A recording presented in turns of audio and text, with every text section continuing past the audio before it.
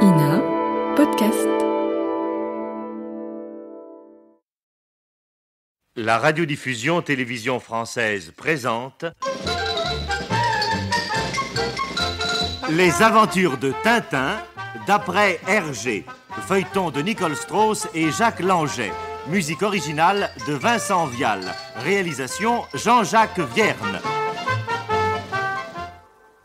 Ce soir, le Temple du Soleil, 15e épisode. Juste au moment où le capitaine Haddock va tenter de s'évader par la fenêtre dont il a arraché les barreaux, un chef Inca et ses gardes font irruption dans la salle. Cette fois, c'est bien fini. On vient chercher nos amis pour les conduire sur le bûcher.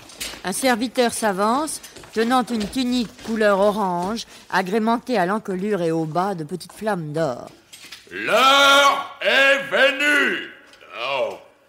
Veuillez passer la robe de sacrifice. Moi, passer cette espèce de chemise de nuit, jamais. C'est la loi. Il faut l'obéir. Je vous dis jamais. Quand je dis jamais, c'est jamais. Capitaine, tâchez de rester calme, je vous en supplie. Qu'on le passe la robe de sacrifice. Non, mais laissez-moi la fin. Non, mais et puis d'abord, laissez-moi. Je n'aime pas du tout cette couleur-là. Capitaine, au nom du ciel, capitaine. Emmenez-le.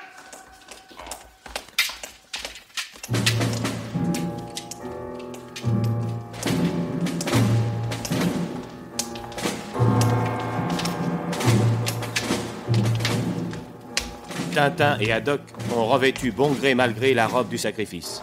On leur a lié les mains derrière le dos. Enfin, on les a coiffés d'une sorte de bonnet surmonté d'une petite fleur.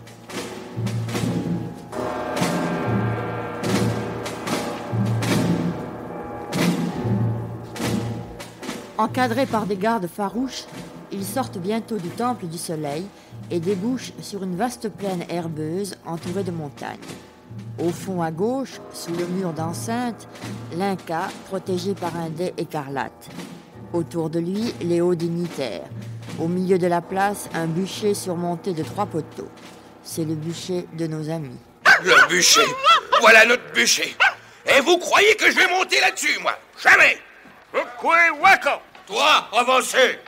Tiens, voilà. Capitaine. Haddock est terrible. Le garde le plus proche a reçu un coup de pied dans le tibia. Un autre s'avance, juste assez pour prendre un coup de tête dans le ventre. Attention à droite, capitaine. Ça y est. Un coup de pied dans l'estomac d'un autre garde et Haddock s'enfuit. Il court. Court encore pour échapper à la bande d'enragés qui se lance à ses trousses. Malheur, il marche sur un pan de sa tunique déchirée et s'étale de tout son long. Les gardes sont aussitôt sur lui et le conduisent au bûcher, où on a déjà attaché Tintin à un poteau.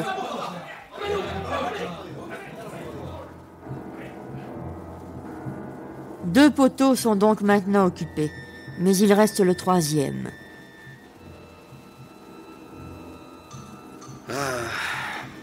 Rien de cassé, capitaine? Non, Oh, les sauvages.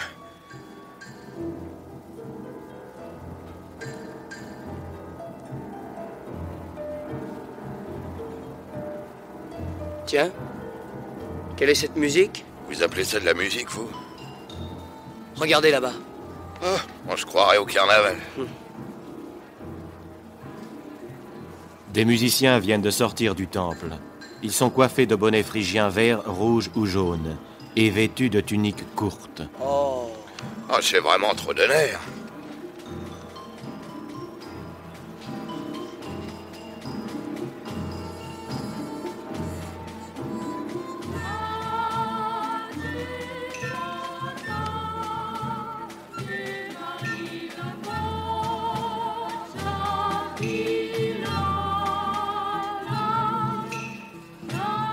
Derrière les musiciens, un groupe de jeunes filles incas en longues tuniques blanches, puis des soldats. Oh, capitaine, regardez là-bas. Tournesol. Eh oui. Monsieur Tournesol que nous avons cherché pendant si longtemps, eh bien le voilà. Oh, par exemple. Et on va l'attacher près de nous. Oui, le poteau était pour lui. Pauvre ami. Tenez, le voilà avec ses gardes. Pourvu que tout marche bien. Mon Dieu, pourvu que tout marche bien. Vous, capitaine? Oh, quelle bonne surprise! Comment allez-vous? Très bien, merci, comme vous voyez. Non, et vous aussi, mon cher Tintin, vous voilà? Eh oui, monsieur Tournesol. Oh, mais je suis si heureux de vous retrouver. Moi aussi. Mais dites-moi, que signifie cette mascarade? Où sommes-nous ici? Chez les Incas. Hein? Quoi, du cinéma? Ah, oui, je comprends. Une reconstitution historique, sans doute. Ah bah, c'est-à-dire que... Eh oui. Oh, mais ces gens-là sont costumés comme des Aztèques, dirait-on. Je dirais même. Oui. Ou plutôt...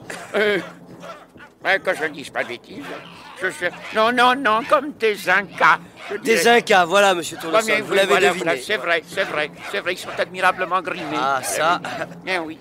Oh, et voyez cette danse. Oh, quelle naturelle, quelle conviction dans le moindre de ces figurants. Oh, et ce gros serpent multicolore qu'ils portent en dansant. Mais c'est amusant comme tout. Ah oui. Oh, pourvu que mes calculs soient exacts, monsieur, pourvu.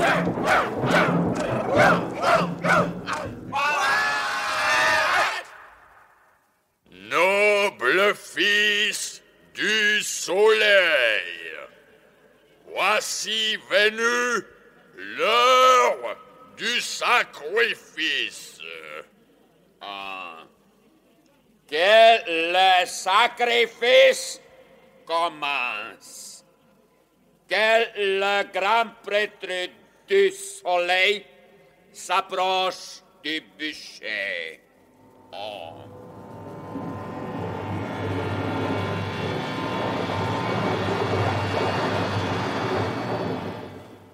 Celui qui épiait nos amis depuis leur débarquement à Calao s'avance. Il a revêtu la tunique bleue et or et le manteau pourpre de grand prêtre. Qu'est-ce que c'est que cette espèce de hublot qu'il porte? Ça, c'est la loupe qui doit mettre le feu à notre bûcher. Oh, 1000 millions de 1000 milliards de 1000... Oh, tonnerre! Non, laissez-moi! Vous patouez eux! Oh, mes amis, non, moi pas vouloir, non! C'est Zorino, pauvre petit. Adieu, Zorino. Brave gosse. Oh, il l'emmène. J'aime autant ça. Wako lève les bras et invoque une dernière fois le dieu des Incas. Oh, Pachacamac, puissant astre du jour, toi qui as fait le monde, frappe ce bûcher de tes rayons vengeurs.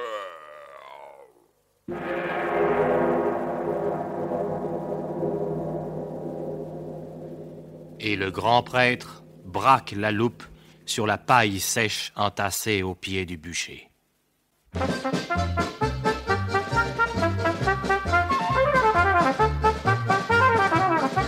Les aventures de Tintin d'après Hergé. Un feuilleton de Nicole Strauss et Jacques Langeais avec Maurice Sarfati Tintin, Jacques Illing le capitaine Haddock, Jacques Dufilot Tournesol et le roi Inca, Henri Virlogeux le chef Inca Wako, Laurence Badi Zorino et Victor Viry Gaëtan Genre avec Milou.